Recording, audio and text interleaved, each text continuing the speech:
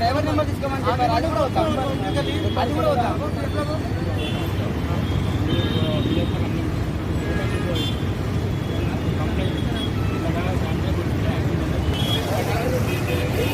నేను సార్తో మాట్లాడుతున్నాను.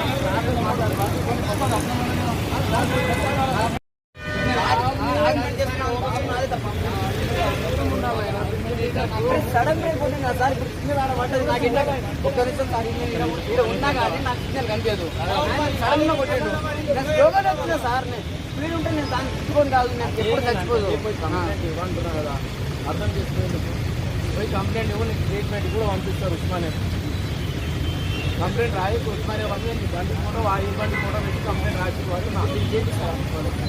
ఎందుకంటే వాళ్ళు పిలుస్తారు, వాళ్ళు మాట్లాడుకోరు. తీసుకోవాలంటారు కానీ చెప్పారు. అదే మరి డైరెక్ట్ పైసలు చేయడానికి అయితే లేదు. మరి నేను మాట్లాడుతుంటే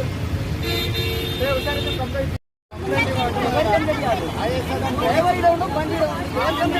గవర్నమెంట్ ఎంప్లాయీ అలా నెంబర్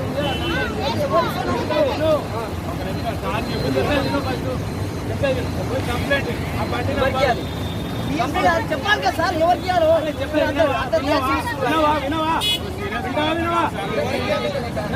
వినవా నువ్వు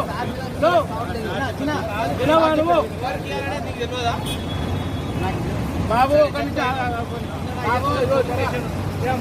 నంబర్ ఉంటుంది, ఎంట్రీ చేయి. ఈ నంబర్ ఎంట్రీ చేస్తే ఆ టైంలో ఆ డ్యూటీ టైంలో ఎవరు ఉన్నారనేది తెలుసుకోరు. ఆల్రెడీ సంతగా చేసేస్తారు. వాళ్ళ పేరు పిలుస్తారు. వాళ్ళు బండి నంబర్ తీసుకో, ఫోటో తీసుకో, డాక్యుమెంట్ చేస్తే ఏం కాదు. ఇక్కడ డాక్యుమెంట్ చేసినా మేము చేసినా కూడా పంపించాల్సింది ఆడికి.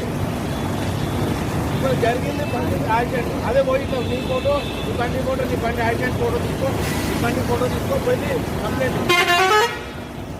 ఇప్పుడు ఇలా డ్యూటీ చేస్తే ఏం రాదు.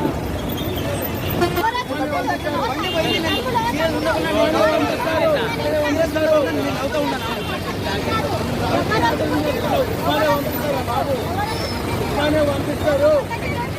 కంప్లైంట్ ఇవ్వంటున్నారా?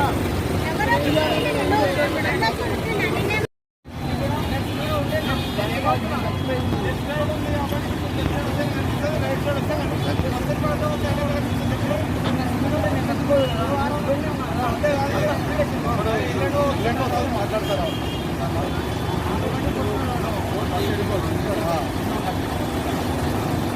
ఎందుకు సడన్ బ్రేక్ ఆయన వేసిండు, నేను వేసినా?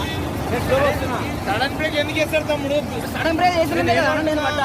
సిగ్నల్ చూసి అంత సిగ్నల్ చూసి అవసరం, దానికి కొట్టే అవసరమే లేదు. అంత స్పీడ్ అవసరమే లేదు. దానికి బండికి అంత స్పీడ్ అవసరమే లేదు. అంత సడన్ కొట్టేది దేనికి? అన్నా ఎవరు తప్పు అన్నా? మీరు ఇంకా కంప్లైంట్ ఇస్తే